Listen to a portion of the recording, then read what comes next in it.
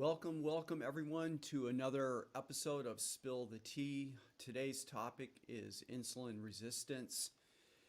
We have upcoming events. We want to let you know that we're going to be interviewing Bitten Johnson, who is the premier expert in the world on sugar addiction. This is very, very important because as a nutrition network practitioner, and based on the data that we find talking to other groups that also do reversal of diabetes, obesity, and cardiovascular disease, that sustaining the low carb lifestyle, it has more to do with the question of being able to abstain from carbohydrates than it does any other factor. So our interview with Bitten Johnson is going to be super important to anyone who's considering this lifestyle and anyone who's actively trying to reverse cardiovascular disease, diabetes, or obesity. We also have Dr. Richard Johnson coming up in early March. So watch for our announcements. Our mission here is to help people reverse chronic disease and to educate the U.S., the world population about the perils of eating lifestyles that involve high levels of unrefined carbohydrates, refined carbohydrates, and so on. Good morning, T. How are you doing today? I'm doing good. How are you doing? I'm very well. So to introduce this topic, what I wanted to do is read to our viewers right now. Oh, and by the way, if you have questions, anyone who's joined us live right now, you can write them in the chat, and we will definitely address them before the end of the show. So I'm going to draw from an article that Jason Fung wrote and published in Diabetes Unpacked. This came out in 2017 as a way of introducing this topic. And then what I'm going to do is segue to a pre-prepared description of insulin resistance that we made for you guys. And then T and I will join again in the studio live to talk or have a conversation about the concept of insulin resistance, because insulin resistance arguably is at the core driving factor of metabolic syndrome, type 2 diabetes, obesity, and cardiovascular disease. So what does Jason Fung have to say about this? And remember, he promotes intermittent fasting as one of the key ways to reverse chronic disease. So let's see what he has to say about insulin resistance. So insulin is a normal hormone produced when we eat, and it allows glucose to move from the blood into cells. The cell wall normally prevents glucose from moving freely into the cell from the blood. Glucose enters through specialized gates that may open and close depending on the level of insulin. Insulin attaches to the cell by binding to surface receptors, much like a lock and a key. Insulin fits snugly into the corresponding receptor, which would be the lock, insulin being the key, which opens the door, allowing glucose to freely enter the cell. Insulin also directs energy flow. When we eat, there is more energy immediately available than we can use. Insulin directs some of the energy to be used directly by cells, and the surplus is put into storage either as glycogen in the liver or as fat in the adipose tissue. All right, so let's go ahead and segue to this short presentation. It runs about 12 minutes, and then you'll be back with T and I in the room live.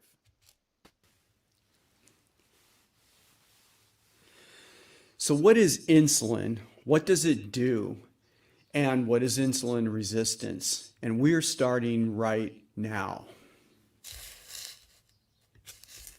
So in the standard American diet, when we eat carbohydrates, they make their way into our intestinal system, where they're delivered into the circulatory system for the most part in the form of glucose.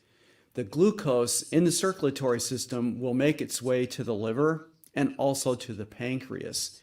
And the pancreas responds by releasing insulin. And insulin is a master hormone that drives the absorption of glucose into tissues and organs that need glucose in order to function. Now, if we think of the tissues and organs where the glucose is going to be delivered and then the absorption is going to be driven by the insulin, we can think of tissues and organs using the metaphor of a house. And you can see when you look at this house that there's a doorway. And this doorway, which allows glucose into the cell, is always going to be open to some extent. But the amount of openness is going to depend on how much insulin is in our system. So you can see on the house, we have the doorway, which is partially open, where the glucose is going to funnel through into the cell. Next to it, we have an insulin receptor, which I'm showing here in the form of a lock. And then next to that is the insulin represented by a key. So the idea here is that the way that insulin drives the absorption of the glucose is by interacting with its receptor. So you can visualize this key, which is insulin, inserting into the lock and then turning the key and opening the door. And in this way, the glucose will freely flow into the cell. Now, in this slide, I'm depicting insulin circulating around to various tissues and organs. And we're going to focus first on the liver and also on the muscle tissue. And it's very important to realize in this presentation, in order to understand the concept of insulin resistance, that different tissues and organs have different capacities to hold glucose. So in our circulatory system, we have about 4 grams or about a teaspoon of glucose, which is flowing through our circulatory system all the time. When glucose rises and begins to exceed this value, then the pancreas is going to respond by releasing insulin, and the insulin is going to drive the excess glucose into cells and tissues until we get to the normal level of approximately a teaspoon of glucose circulating once again in our system. Coming back to this idea that tissues and organs have different capacities to hold sugar, or glucose, if you will. Let's focus on the liver first. And I'm representing the capacity of the liver to hold glucose in the form of a piggy bank. The liver can hold about 500 calories worth of glucose. We can think of this metaphorically like dollars. So the piggy bank, the glucose piggy bank, the glucose storage capacity in the liver is about $500 worth of glucose. The muscle tissue can hold more. Its capacity is around $1,500. And other tissues and organs around our human body also have different capacities to hold glucose. So the concept of insulin resistance is the following. We have a standard American meal. We introduce glucose into the circulatory system. Most Americans are eating a standard American meal, which is exceedingly high in carbohydrates. So the glucose rises substantially in the circulatory system. As the glucose enters the liver, the piggy bank fills up. Once it does, the liver is now going to close that door. It's going to push the doorway mostly closed. This is going to cause the glucose that is circulating to no longer have access to the liver. There's a similar situation going on with the muscle. It holds more glucose in its piggy bank, but once that bank is full, the doorway for glucose in the muscle tissue is also going to close, shunting the incoming glucose, keeping it in the circulatory system. Now, there's an evolutionarily important reason for this, because again, not all tissues are the same in regard to what their glucose needs are. If we focus on the brain for a minute, it's crucial that the brain get the glucose that it needs, because without the brain, we would not have life. So insulin resistance is playing the function to be certain that crucial tissues get the glucose that they need. So insulin resistance in a normal way or in a normal fashion is good for us, because it makes sure that there's going to be enough glucose circulating that all of the tissues that need it are going to get it. Now, in terms of the hyperglycemia that we see in the standard American diet or the standard American meals, which people are eating 5 or 6 times a day, is that the glycemia is being pushed way up in the circulatory system. So as the liver and as the muscle tissue shut the glucose out, the other tissues are also utilizing the glucose, and their piggy banks are filling up. Eventually what happens is that the circulating glucose is at a high level. It's well above that approximate 4-gram level in the circulatory system that it should be. And the pancreas responds to this by elevating the amount of insulin that it's putting out into the circulatory system. So if we think about our house again, what happens is, as the glucose comes into a particular tissue, the piggy bank fills up. And at the point where the piggy bank is full, then the door closes and no more glucose can come in. This causes the glucose to remain high in the circulatory system. The pancreas responds by producing yet more insulin, and we get into a vicious cycle. This is insulin resistance, where we have a situation of hyperglycemia and hyperinsulinemia, so high insulin chronically. So let's just step back from this for a minute and look at the vicious cycle. So we have the standard American diet. And as I said before, people are eating standard American meals approximately 5 to 6 times a day. So the situation is one of hyperglycemia on a chronic level, which means that there's chronic insulin. So the hyperglycemia causes the expression of insulin. The glucose stores in the respective tissues fill up, and they shut their doors. Hyperglycemia continues. More insulin expression, and around the circle we go. This is a vicious cycle that eventually leads to chronic diseases and ailments.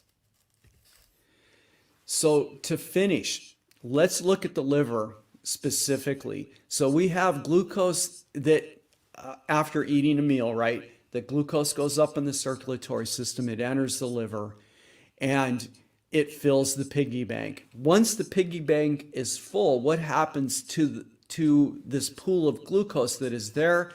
It's turned into fat. We call this the fat switch, the point at which the tissue or the organ system stops storing the glucose in the piggy bank and shifts to fat storage. In the liver, 2 things happen. Fat begins to accumulate in the liver itself in the form of oil droplets. This is the origin, if this goes on chronically, of non-alcoholic fatty liver disease. The second thing is the fat that is being produced in the liver from the conversion of glucose to fat is packaged up and pushed out into the circulatory system, where it makes its way to adipose tissue.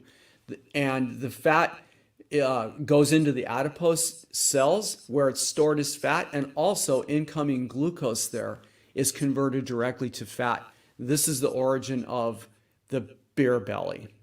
So there are basically 5 things that happen because of this hyperglycemic condition, chronic hyperglycemia, and hyperinsulinemia. So hyper insulin circulating in our circulatory system. The first is it causes a dysregulation of the hunger and satiety hormones. So people go around artificially hungry all the time. Secondly, it causes our metabolism to slow. So instead of burning calories, we are optimizing storage of calories. Third, we have the insulin resistant condition, and that's what we're talking about here in this recording. We have increased fat storage. This is the origin, again, of the beer belly and of fat in women, which tends to expand out over the hips and down to the knees.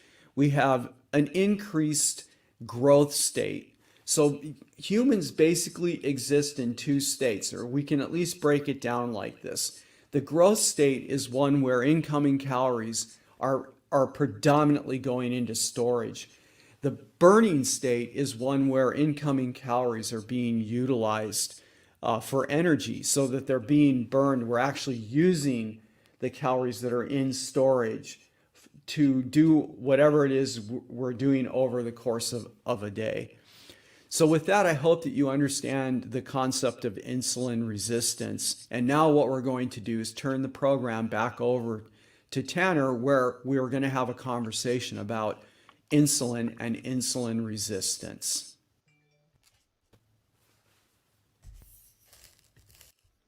Okay, we're back. Back live. So that was, I think I really like that tutorial because it provides, a basic framework to talk about insulin resistance on a really basic level.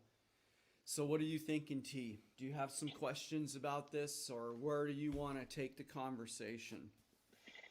So I have to say, I think that presentation was really good because it really explains in a very simple way what insulin resistance is and how it affects your body, right? In very simple terms. Um, I really like the point that you said that basically when excess glucose is at full capacity, how I like to think of it, this also this is what causes insulin resistance, and all the excess glucose has no place to go. It basically completely shuts the door and it starts accumulating outside your body, right? Or not outside your body, but like your pancreas and other parts of your body, right? Well, it's high in the circulatory system, right? So you get into this vicious cycle if you staying with the really basic model here, where after a standard American meal, which is high in carbohydrate, perhaps with a lot of refined carbohydrates in it, like sugar, high fructose corn syrup, agave syrups, honey, and or if they're eating out of a package, like processed foods. So you have this major glycemic spike, right? So the glucose really goes up in the blood after the meal. So the pancreas responds to that by producing the insulin. And under normal conditions, the insulin's going to push all of that glucose into the cells that need it. And arguably, the brain would be at the top of that list, right? Because even though it only weighs a few pounds, it's utilizing like I think it's around 20% of the energy load in the human body, and then after that you've got the liver and you've got the skeletal muscle and the adipose tissue, and we are excluding a lot of tissues when we have this discussion, but the ones that I just mentioned I think are the most important constellation. Right, the liver is responding and managing basically the glucose load, but it's not just glucose. The liver is also sensitive to the other macromolecule that we're not really talking about in this discussion, which is the fat, right? Because the fat is the other macromolecule that's providing a source of energy here. For people that are eating diets that are high in carbohydrates, they're minimalizing the utilization of fat for energy, and they're maximizing the utilization of energy in the form of glucose. Um, so the problem, where the problem comes from here, where insulin resistance matters, is when somebody is ingesting standard American meals all day long. Because what happens there is you elevate the glucose in the circulatory system. You get to the insulin resistant state very quickly because you fill up the piggy bank that's in the liver, you fill up the piggy bank that's in the skeletal muscle. Usually in these individuals, exercise also is not something that is a major part of their lifestyle, right? So the muscle tissue glucose, if you will, it's actually in the form of glycogen there, is also not being utilized. So what my point is that the muscle piggy bank is going to fill up Hmm. because very quickly, because the glycogen there wasn't, which is stored glucose, wasn't being utilized in the first place. So in the standard American model, right, which is what most people in the US are eating, they get into this hyperglycemic state and it's existing 24 hours a day, which means they're overexpressing insulin 24 hours a day because the body is responding to that by producing more insulin to try and force that glucose out of the circulatory system, because we can only tolerate a small amount of glucose that's circulating in our system, which I said in the presentation is around 4 grams. It's approximately 4 grams, right? It's an approximate value because we're not all the same. I mean, I'm 62 kilograms or around 130. My weight is around 135 or 136 pounds, right? So my baseline glucose need in my circulatory system is going to be different than somebody who weighs, 200 pounds and they have a low body percent of fat, right? Some bodybuilder or something like that. Their standard glucose, their circulating glucose on average is going to be lower than mine, notwithstanding what's happening if they're eating the standard meal, standard American program all day long. I don't know if I answered your question or not. Yeah, that did. So when we talk about the hyperglycemia, I think that that is a really important topic that we can talk about because I don't know before or how it was with you, but I think because you're my dad, this is something we have in common, is people used to call me hyperglycemic. Like, if I didn't get enough food, or I guess in this sense, this is when I was eating the standard American diet, right? And it was like I was eating heavy, heavy, heavy carbs. And even though I was eating like 3 times a day, heavy, heavy carbs, if I didn't have food at a certain point, my mom used to call it the hyperglycemia or like the being hangry, right? But it seemed like hyperglycemia was the term everybody used if I was getting that hangry feeling. Well, you actually have it reversed. Okay. So here's what happens to a lot of people. Like people react differently to hyperglycemia. Um, but generally speaking, when you are existing in this situation where you're eating standard American meals all day long and you have this hyperglycemic event, right? And then you overexpress the insulin, and the insulin is doing two things. If I forget the second thing, you need to remind me. Dad, you forgot the second thing. So Okay. on the first level, the insulin's going to be overexpressed. What is it doing? It's going to shove that glucose into the various organs that where it's needed. And the hyperinsulinemia, right, really pushing the insulin up, is being used to maximize getting that glucose out of the circulatory system. All right. So what happens significantly with a lot of people, including me and you, is that one of the results of that is that you have these periods where you suddenly are hypoglycemic. Okay, Hypo, hypoglycemic. Okay. HYPO. So all of a sudden, your glucose in your blood is exceedingly low, and that signals an emergency response. Your body So, goes, basically this is coming from your brain. The the brain goes, dudes, I gotta have energy and I gotta have it right now, or I'm shutting the whole system down. so Basically, what that is what happens? causes the The hangry, dizziness, you might the, see stars, you yep. might feel faint, you might be headachy, um, all of those symptoms, the hangriness, right? Being angry all of a sudden.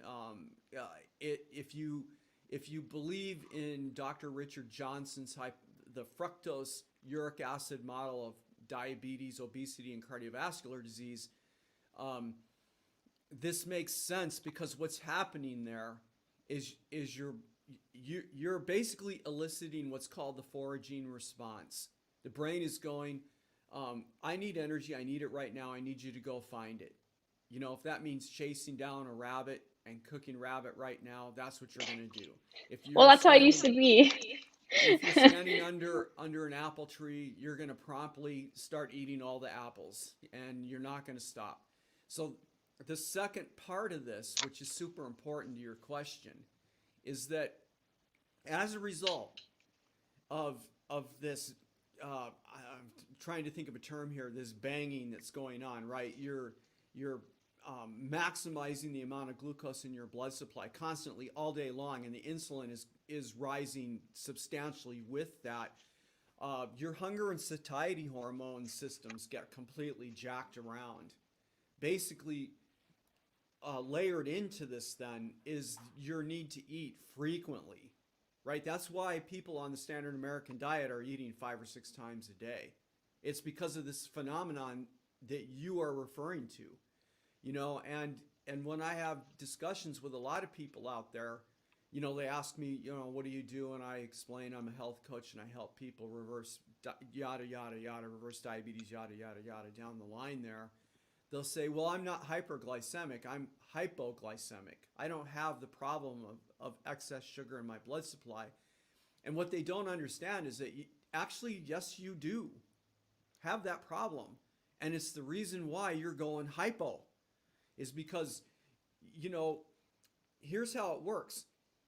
And I can talk to this issue from direct experience, right? I used to in the morning have this. I used to call them this massive fruit bowl, and I would make it for my wife too. Uh, and I don't mean a little bowl. We went out and we got these big bowls that we use. You've seen the ones I use for the salad. So these are big bowls, and I Well, would cut you up. used to make them for me too. Yeah, I would cut up all this uh, hyperglycemic, high glycemic fruits, apples, bananas, ripe peaches, all this stuff. Pineapple. Pineapple. Oh my, yeah, that was my thing. The pineapple, super sweet. All of this goes into the bowl, and then if I had it in the house, some low fat yogurt, right? Which low fat yogurt is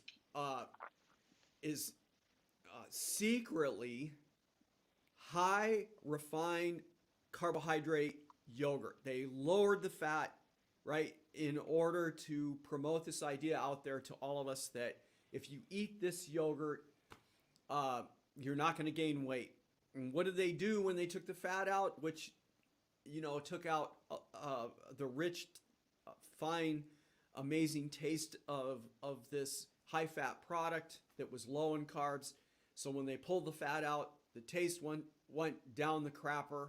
And what did they do to get the taste back and the consistency, what it feels like in your mouth? They put refined carbohydrates in there. They put sugar in it, basically. And so actually eating that type of yogurt, not only is it going to create an hour later this Hmm. hypoglycemic event that you're asking about, but also because you had and this is the thing, I don't want to lose people here. You had the hyperglycemic event before you had the hypo. The hyper precedes the hypo. And during the hyper, when the insulin was really high, you filled all the piggy banks. You went insulin resistant. And what did I say in that presentation? As soon as you go insulin resistant, what's going on with that energy? What's going on with the energy?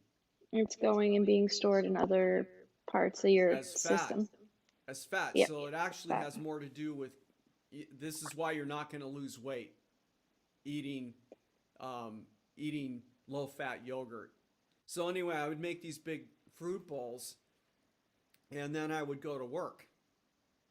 And literally an hour after getting to work, I had to eat. I had to eat right away, because I was experiencing what you're talking about. My blood sugar's low at that point because I hammered it with the hyperglycemic event. The insulin went really high. It jammed everything in, right? If I had, back in those days, if I had measured my blood glucose at that point, I would have seen that it was low. I needed to eat. So what do you do at work? You end up in the break room. And what are you going to find there? Well, usually in our Donuts. break room, there was, piles of high glycemic bagels and with the fruit spreads and everything like that. So you eat that stuff and you repeat the cycle again. You're going to be hyperglycemic within minutes of eating that stuff. And then your insulin's going to go up really, really high. Now, but think about this, because basically you haven't recovered from the first hyperglycemic event. That was the fruit bowl. Right. Or maybe some people are eating the oatmeal thing with honey in it. Oh man, the honey thing. I need all of the special nutrients from honey. All right. Honey's 55% fructose, people. Anyway, the mention of fructose is another segue, but my point is that after the bagels, you're in that hyperglycemic event that you had earlier, but now you haven't actually recovered from that. So you're So just stepping up at each one of these events, and lunch is only an hour away. And lunch is going to be another one of these things where the carbohydrate load's going to be really high. And then we're going to have the 3 in the afternoon snack that's going to be coming in, because they just don't understand that they have effectively disrupted their hunger and satiety hormones, right? They're spiking the glucose about every hour to hour and a half, maybe 2 hours. So the mid-afternoon is going to have to be another snack. Where are they going to end up? In the break room. And at that point in the day, there's going to be cupcakes. There's going to be chips there, cookies, right? I'm thinking of all the things that used to show up in my break room when I was still teaching. And all that stuff was regularly in there. And then at 3 or 3:30 in the afternoon, think about this. When is dinner? It's only an hour or two away. And then they're going to sit down to this, I'm looking back on my own experience, a massive plate. And yeah, I always used to go heavy in the protein because I had this idea that, because I've been hungry so much off and on all day long, I'm thinking, I want to have a big piece of protein, right? I would make a salad and all that, but on the plate there would always be, because I'm thinking, this is the standard American thinking. I'm thinking, I don't want to be hungry an hour after dinner, because I've been experiencing that all day long. So what do? I have this massive pile of potatoes, or sweet potatoes, or rice, or there's some massive glucose load sitting on the plate. And my idea of not being hungry was always load, always amount.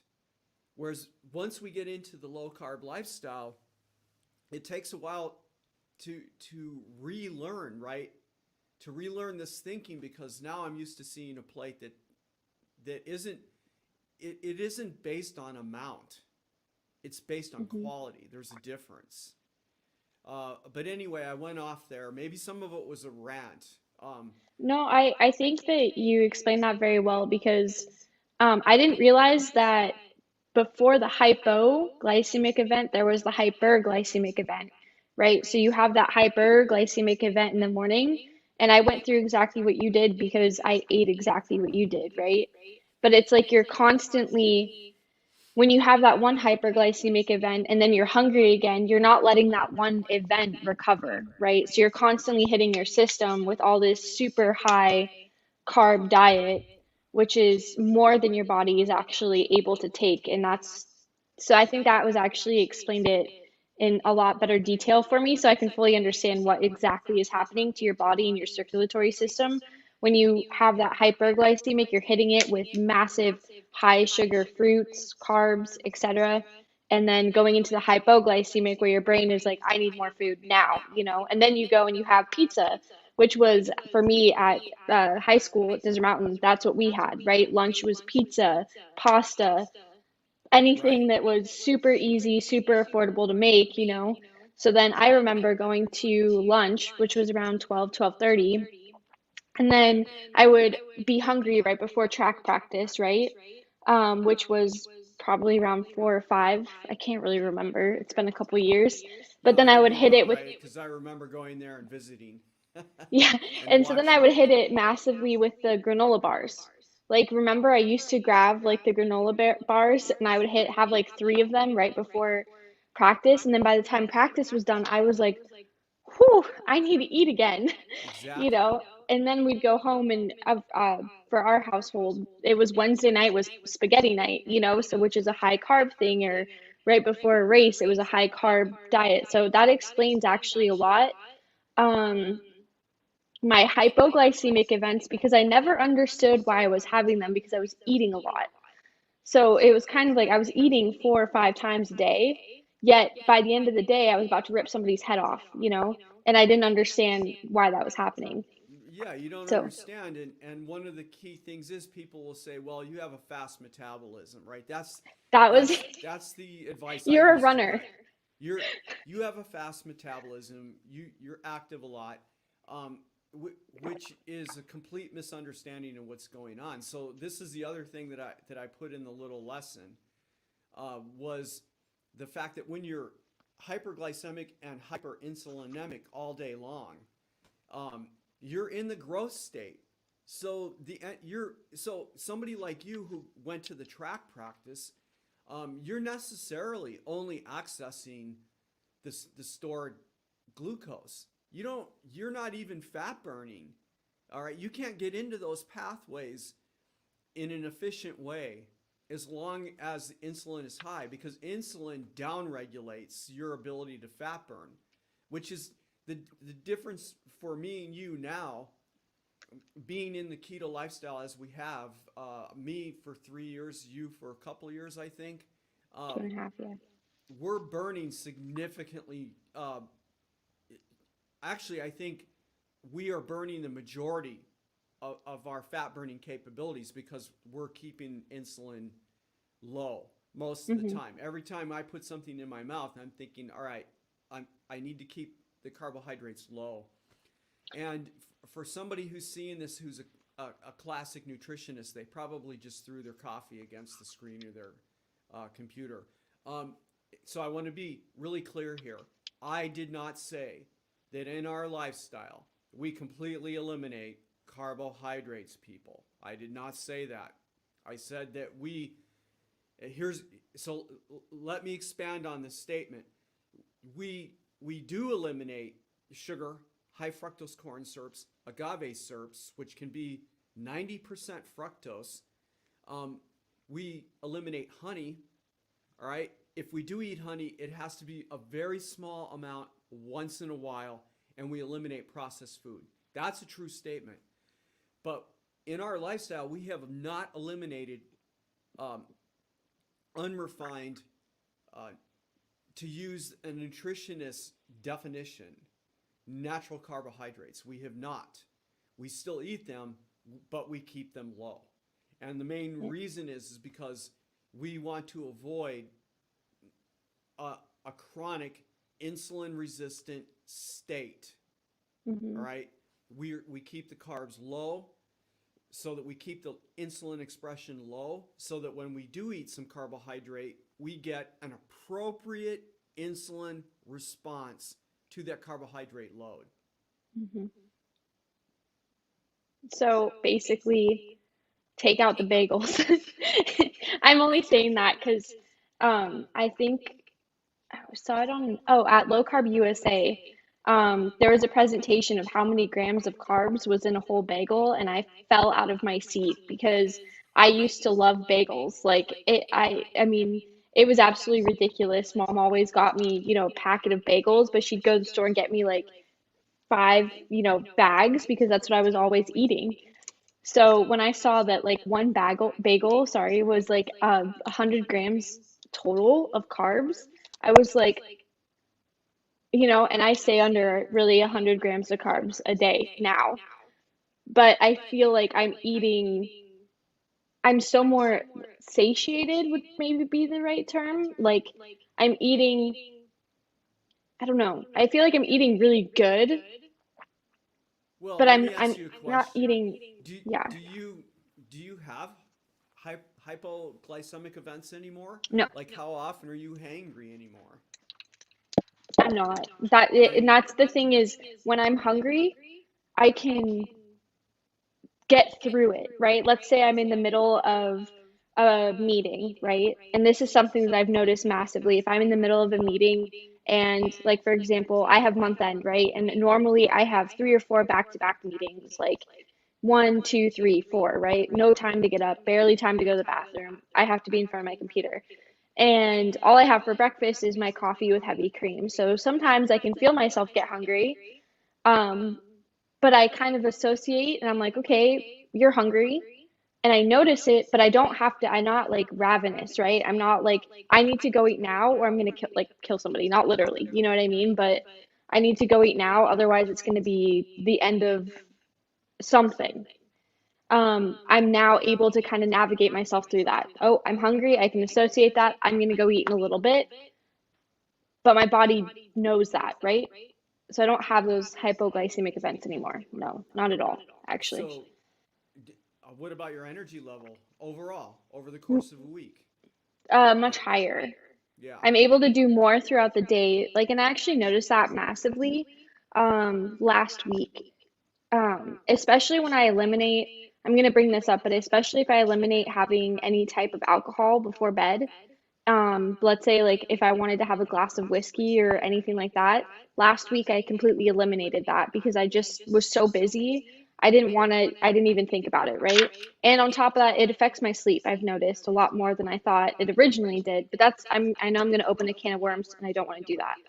But No, you can essentially, open it. You can open it because well, you've I, raised an I, issue. I want you to keep going, but you've raised the issue about eating in the evening, and we should come back to that because again, this is what happens on the standard American, diet, the standard American meal sequence throughout the day. So anyway, go ahead, keep going. well, no, so basically I would have a glass of whiskey before bed, or not before bed, but like while I was cooking dinner, while I was eating dinner, right? And last week I completely eliminated that. I just didn't even think about it. I was so focused on what I had to get done, because it was a really busy week for me.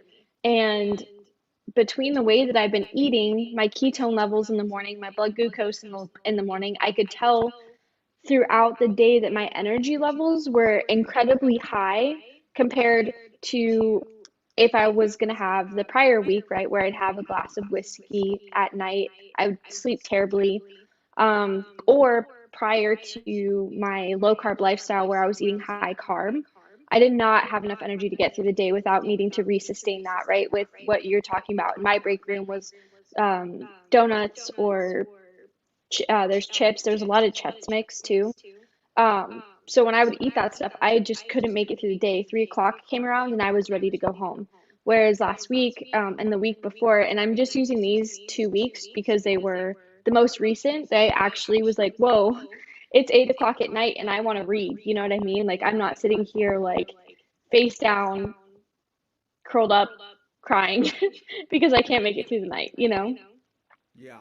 So, um, so let's reset a little bit. Coming back to the low carb lifestyle for anyone who might be listening to this broadcast right now. what the lifestyle is and what it isn't. Because we've talked about eliminating sugar basically, and I'm using the term sugar here to be in a broad definition, the way I just said it. So I'm including in that table sugar, which is 50% glucose, 50% fructose by weight. I'm including in there high fructose corn syrup, which is around 55% fructose. Agave syrups, which we know now, because with the food processors, they've discovered with the high fructose corn syrup and agave syrups, because they're substantially sweeter, because they have a higher proportion of fructose. And fructose is a sugar which is sweeter than glucose.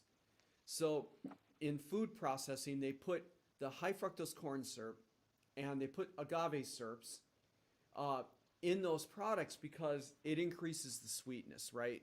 And they Hmm. know that there's a connection now. I mean, this is like the tobacco industry Hmm. was, or maybe it still is. But Still is. the idea, they understand that fructose lights up the addictive centers in the brain, the same as alcohol and more serious opioid drugs. And they understand that concept. So by raising the level of high fructose corn syrup and agave syrups in processed foods, uh, they know that that drives hunger. Hmm. Remember, I mentioned this a few minutes ago, that in this way of eating, the standard American diet, that you actually are driving hunger.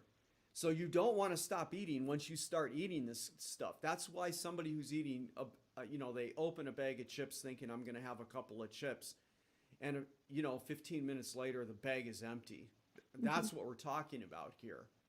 So what is our lifestyle? Well, number one, we're eating real food. So Real this whole is food, food yeah. when you go into a shopping center and you don't find real food in the aisles. That's where all the packaged processed food is. You got to like go around and find where they've got all the vegetables and everything, and then you go to the meat aisle, whatever, where there's meat, and you select the meat, you look at it, right? When you're in the vegetable section, you look at the quality of the vegetables, you select that stuff. We have to cut it up, and we cook it, right? So we're Hmm. eating real food, number one. And you know not all of us, like for the younger crowd who haven't been eating the standard American diet for decades, right? That so to differentiate between you and me, right? I'm in my 60s. I had decades worth of eating the standard American diet and then eating standard American meals 5 or 6 times a day, thinking all along that I was eating healthily, right? Hmm. Uh, this is what you get from the media, right? Um, the big fruit bowl in the morning, they're very, very healthy fruits with all the vitamins and everything like that. And everything is great until you go to the doctor and you come home and get an email that, well, you're pre-diabetic, you've got gout, all this stuff. And it's like, here's this major wake up call. When you're younger, significantly younger, um, your system is still resilient to the insulin resistance, right? Hmm. So you don't see the damage yet. It takes decades to develop this. So for younger people, they would really be smart if number one, they do the easiest thing, which is to push back on the sugar consumption. I'm using that as a broad term again, the processed food. And it's easy to be in denial about this, right? At 3 in the afternoon, standing in the break yard, and uh, somebody has brought in a whole box of cupcakes, and it's easy to stand there and think, "Well, I'm just going to have one of these today," Hmm. and be completely have amnesia about what they ate earlier in the day, and to have this concept, "Well, I'm just going to have one cupcake right now because I'm hungry." Um, and think I'm just going to work it off later. I'll go for a walk after dinner, or I'm going to have my workout in the gym tomorrow, right? And like you said earlier, I forget what it was now about a can of worms. Oh, alcohol. Drinking the alcohol, right? Yeah. And look, people, when we talk about alcohol, I'm still I still drink it. Do I Me drink it too. every I single still. day though? No, I don't. And now I'm really conscious about how much. But I don't want to get off on a tangent. The, Let me come back to, because I mentioned the word exercise, and the issue with exercise is that it's really important that we're doing it, Mhm. but not for the reasons that are beat into our head by our family doctors, the standard media, which says if you're overweight, you just need to exercise more, right? And we know that this is wrong now. We know that that's not the reason.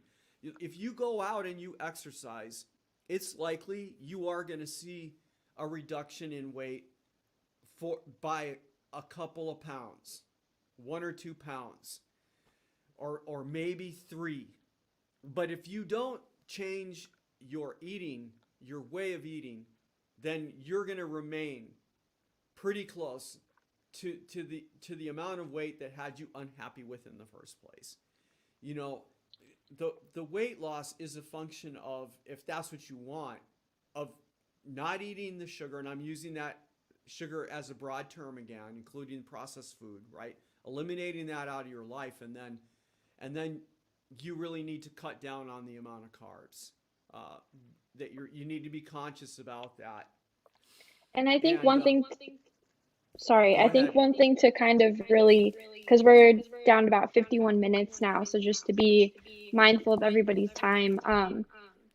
One thing I really wanted to point into, if we have anybody in the younger generation, I'm 26 years old. When and if you're working, my day job, I work as a financial analyst, and I know for me annually I have to get a physical and I have to get my blood drawn to determine exactly like where I am on the physical realm so I don't get my health insurance premiums. That would be a really, really good time, and I highly encourage anyone who's 26 years old to ask for a couple markers specifically. Um, C I peptide, your C peptide and your insulin. insulin, that is a perfect time to also get those tested, because not only are they a requirement for you to continue on, to not have your health insurance premiums excuse me, but it is a really good time to determine if you happen to be insulinemic. Um, and I don't think that there's any harm in checking. I wish that I would have known this, when I was much younger before because I would have been able to determine at a younger age if I was actually hyperinsulinemic, which I've recovered, put into remission a lot of hormonal health issues and migraines that I was going through for the past 5 years. So take advantage, and that's for anybody. That's not just anybody who's 26 years old. Take advantage of that time, that test that you have, that I know a majority of us have to get to make sure we don't have our health insurance premiums, to get those two markers, the C peptide and the insulin, checked as well. So I want to address what you just said about this, because uh, metabolic disease oftentimes can be like looking around for a needle in a haystack. I mean, here's what I want to make a point to everyone who's listening out there, because we are in a culture that thinks about medical problems like having a splinter in your finger. Right? I have this splinter in my finger. It hurts. There's swelling. How do we fix it? We take, a tweezers, and we pull the sliver out of the finger, and now the pain goes away. So there's this, and that's a metaphor, people, because what I'm talking about here is that when you sense that something's wrong and we go to the doctor, more than likely you're going to be looking for a quick solution. What kind of pill can you give me for this? And what we all have to realize, which it took me some time to realize myself, right? And perhaps T, she can comment about this, is the fact that uh, metabolic illnesses are really complex issues. Uh, Insulin resistance, if you read Jason Fung, he comes right out and says that do we really understand the actual underlying cause of insulin resistance? And the truth is we don't, right? What we do know is that if it so what are the things that we know, and what are the things that we don't know? What we do know is that if we eliminate sugar, and if we push back on the amount of carbs that we're eating, that insulin resistance goes down. Why? Because we've lowered the insulin. What Hmm. happens beyond that? If you're suffering from type 2 diabetes, that condition, if you're compliant with the lifestyle, so you live it well, like I do, your diabetes is going to reverse, right? Hmm. Your diabetes is going to reverse. Try going to a doctor, your family doctor, if you've been diagnosed with prediabetes like I was, and ask them, how do I reverse this? And I think you need to be aware that the standard of care, right? You can look this up yourself. Go to the American Diabetes Association and look and see what the standard of care is. And the standard of care says that for diabetes, this is a situation where that condition is going to be managed. What does managed mean? It means they can give you medications to slow the process down. Keep in mind that in this conversation you're having with the medical establishment, they haven't talked about what I'm talking about. They haven't said, dude, go home, stop eating sugar in a broad sense and processed food and eat real food, and you can reverse this. You can become metabolically healthy and lead a more vigorous, vital life, literally, and not progress, right? And the same argument can be made for the overweight issue, the obesity, and cardiovascular disease. When I started the keto lifestyle, I didn't start it to lose weight. I was overweight, right? I was overweight, but that's not why I started it. I started it because I was pre-diabetic. And when I went to the doctor and they said, well, we can manage your care, you know, eat a better diet and exercise more, I went home completely freaked out because, I was a biochemist and I knew that diabetes was a metabolic issue. And somewhere in the back of my mind, I'm going, this doesn't sound right. How can this be? How can this be a situation where I'm just going to get worse and then eventually die from the things that come with the diabetes, like cardiovascular disease? And it took time for me to find my way into this lifestyle, but once I did, I was able to reverse the prediabetes in literally 52 days based on A1C and fasting glucose readings, which I did myself. And Tanner just raised the issue of blood panels, right? Yes. You can go in and granted, this is expensive because your doctor is actually going to probably push back about it, Hmm. about this, because the insurance companies, I could go on, people. You guys all know that preventive medicine is not really it's not a priority in the U.S. Um, but you can go in and you can get, I actually have upped our list of metabolic markers now to 15 or 16, something like that. It is expensive, but you can have that done. And it's And then worth you've it to got, have it done. and then you get this whole global thing, and you actually can look at that and two of the things that I mentioned to T, that having fasting insulin and C peptide is part of that list, and you can see where you are on this spectrum, um, in a valid way, and then you actually have data that allows you to um, make a decision about where you are. Anyway, I went on there. What was your question, T? I actually don't have a question. I just wanted to point something out. When you Google can insulin, I was actually Googling what questions that people ask regarding insulin resistance, because there's definitely a lot of questions about it. One of the things that this is like one of the top three questions, and I find this to be kind of interesting. Can insulin resistance be reversed? Insulin resistance can be reversed, although some doctors prefer to use the word control or manage, and the most effective ways are with lifestyle changes. Eat plant-based, insulin-resistant diet rich in things like whole grains, beans, legumes, and vegetables. And I kind of think that that is a ass backwards definition on how to control or manage your insulin resistance. And I just asked for anybody who has been Googling those questions or who has been asking those questions. Um, my dad specifically is an incredible resource when it comes to navigating that, right? Like, that's not accurate. But hold Um, on. You raised it's a hot button issue. You raised a hot button issue, and I want to make sure that we address this for the people that are listening. okay. Um, so uh, T read you something, and it mentioned plant-based diets, and I want to. We are not arguing, right? I am not. I don't have a hammer in my hand, and I'm not beating on plant-based diets and saying that the only way to reverse metabolic disease is to be low carb. Or wait, I almost said that wrong. The only way to reverse metabolic disease is not necessarily to be keto, right? I'm not saying that, and I'm not saying that plant-based diets are a fraud, not at all.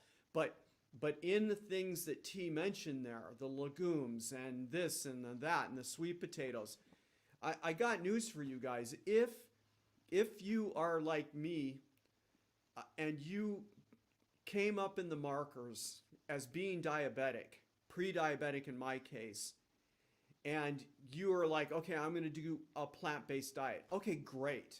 But you cannot reverse that condition if you're not careful about the carbohydrate load. And in a plant-based diet, you got to think about this because we are uh, going to cut in on the amount of carbs that we're eating, and that means we're going to reduce the calories there. And the calories that are in the carbohydrates, we're not eliminating them entirely, but we are going to reduce them. And when we do that, how do we replace the calories? Because the keto lifestyle is not calorie restriction. We're not Mhm. going around hungry. A lot of people misunderstand this. So how do we replace the calories?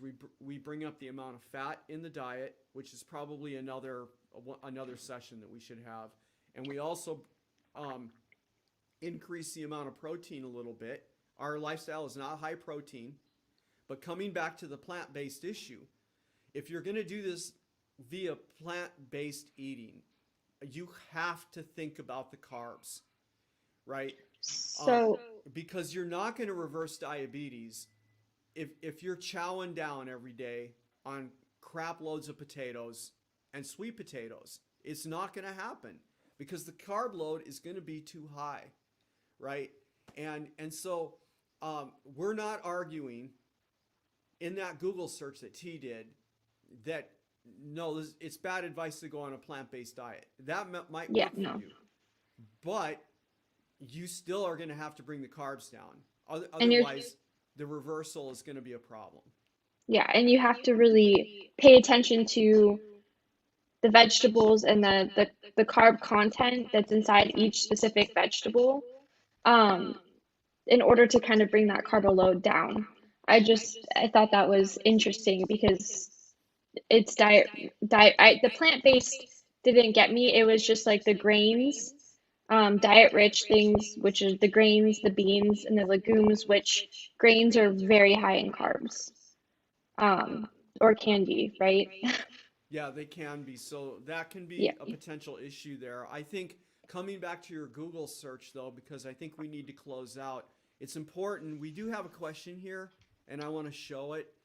This is a really, really good question. Many males have low T. I assume that Nick is asking about testosterone when also having high insulin. So why is that? Best ways to increase T when on a keto without taking extra testosterone. Um, all right. So there's two things that I want to say. The first is that uh, that would be a great subject for another session that we're going to have to give it justice. But one of the things, and I'm not sure the answer that I'm going to give right now is going to make you happy, Nick, all the way, because I don't think it's concise enough. But we've talked about the hormone insulin in terms of its effects to move glucose into cells. But the other aspect of this that I had to think about in preparing for today's session all along was the effect of insulin as a master hormone in its interactions with these other hormonal systems, one of which are the sex hormones. We know that insulin has an effect on this. has an effect on the expression of those hormonal cascades. And like the effect, I'm going to use a metaphor here, that insulin has on the satiety and hunger hormones, it disrupts them. I'm certain that running hyperinsulinemia on a chronic level is also going to have deleterious effects on our sex hormone cascades that are age appropriate, right? Because we know that hormones like testosterone and estrogen and so on are modulated as we age too, right? They change the amount that's being expressed. And so, I don't know that answer is going to help. I have a feeling that if you're on the ketogenic lifestyle long enough, which I think has to be years, this is something that T and I were not talking about in this session, but when we talk about the effects that you see in an individual that shifts into this lifestyle who is diabetic, and I know in my own case I was pre-diabetic, and I keep emphasizing that because, the degree of illness is going to depend on how long you've been in that condition, right? And somebody who's more seriously diabetic than I was, the changes that happen when we go on the ketogenic lifestyle are profound. Genetically, when I say genetically, I mean how our gene families are responding to the eating environment. When we shift from the standard American way of eating to the ketogenic lifestyle, that's a profound change in what our system sees environmentally. All right, and so the changes that happen metabolically take time. We see the effect on fasting glucose and A1C rapidly, right? Mhm. Like I reversed my prediabetes, as I said earlier, in 52 days, just based on those two criteria. But I need to tell you that other changes took significantly longer. My lipid panel, for example, the triglyceride, HDL ratios and things like that, quantities and percentages of these particles, that was more on the scale of 1 to 2 years. And I'm still looking at that now, right? Energy levels, my ability to exercise. And there's actually good data on this from both Finney and Volek that you can look up. Even though they're working with elite athletes, which I think is actually where you need to be with this stuff to look at mitochondrial health. Peter Adia has a lot of broadcasts about this. He interviews a guy named Ignacio, I think. You guys can look up out there. Anyway, they study elite athletes. Why? Because they want to understand how healthy mitochondria, the powerhouses of the cell, actually are functioning. Versus a lot of this research is looking at a diabetic individual, for example, or somebody that has significant cardiovascular disease, and they're looking at the condition of the mitochondria under those conditions. We have to look in both places. And anyway, to come back to what I'm saying, both Finney and Volek have showed, they have data that some of their athletes are still undergoing significant keto adaptation out at 20 months. That's nearly 2 years. So for somebody who's older, take me, 63, and then I went on to the keto lifestyle when I was 59, 60.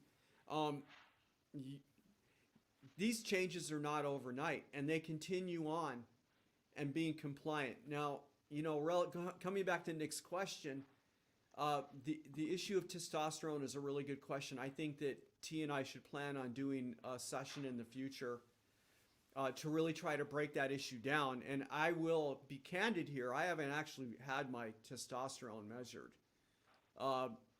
in regard to all this. I mean, there's all these things that when you get into this, I wish I'd known back then that I know now. So, and we were just talking about metabolic markers. I wish I'd known now back then, because the markers I would have been asking for would have been significantly broader than they are now. And the question of testosterone, that probably should have been in there, right? 3 years ago. There's other issues that should have been in there 3 years ago too, in terms of these markers that now I routinely measure. And this goes out to Nick. I'm about to go in and have a major blood panel done um, in about 3 weeks. Uh, and maybe I'll add my testosterone to it. I could still add it now, and just take a look at that. So I don't know if my answer helped. I think that when I you think lower the insulin, a lot of things are going to, and you can keep it low, without going back into eating carbs, that you see a lot of profound changes. And I think our sex hormones is one of those. I know for a lot of males that they see their energy levels go back up, their sleep improves, all these things change. Uh, some things change that I think a lot of males didn't even realize were problems. And what I mean by that is that when they go into the keto lifestyle, now all of a sudden they are sleeping better and so on. They I have, think it's yeah. Anyway, go ahead. no, sorry. I was gonna say I think that that's something that we could plan on doing a live on Spill the Tea in the next couple weeks is really diving down to the testosterone because I've actually like seen this question asked before um, from other individuals as well. So that might be something that is pretty interesting to see and to do a presentation on. So we've hit an hour, and to be respectful to everyone's time, we need to go. We need to close out. I want to remind everyone we have Bitten Johnson coming up, who's an addiction specialist. We're really excited about that program because um, all of us understand that the hardest part of staying in this lifestyle, in fact, is not the food that we eat. It's really delicious. The longer you're in it, the more that you learn how to cook real food. All of the benefits of this lifestyle are really amazing.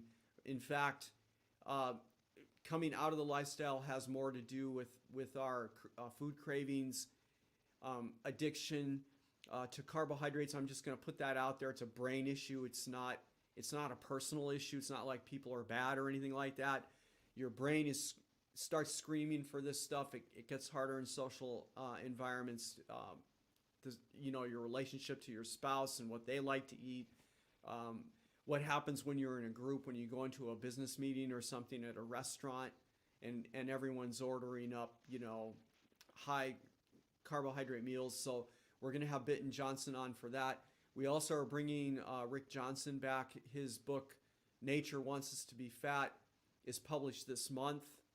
It's an amazing read. I have an advanced copy that I'm in the process of reading for the second time. And it takes you, in this question of insulin resistance, it takes you to the next level mechanistically. Like Jason Fung has said, we don't really know what's causing it. And Rick Johnson's work, hundreds of research papers, decades of work, actually takes us to a whole new level on understanding how insulin resistance happens. It's an amazing read. I would encourage you to get a hold of that book. You can get it on Amazon. Just type in Rick Johnson's name and you're going to get to it. Nature Wants Us to Be Fat. And we're going to have him back in March. We also are going to be featuring Tia Reed. Again, we also had an interview with her. We're bringing her back, though, because her story is so compelling. We want all of you guys to realize out there that metabolic dishealth, if that's even a word, doesn't have to be the way of your life.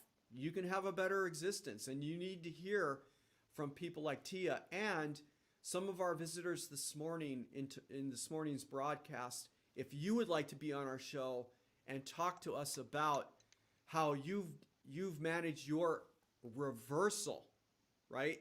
How well you've done, we would love to have you. So reach out to me at ketonicrevolution@gmail.com, or in the show notes today later, you'll have a link to Ask Dr. Pete. You could request there, and we can set this up, and down the road we go, because we want our viewers to know how important this lifestyle is to living a long, healthy life. T, do you have anything you want to add? Nope, I guess I actually have one thing. Go get your biomarkers tested. Do the blood draw. It's worth it to see where you are. If you haven't already, it's really worth it. So, um, that's my advice. Go get everything tested. Make sure fasting insulin and And C-peptide is C-peptide. in there, right? All right. Have a great day, everyone, and we'll see you next Thursday at 7 a.m.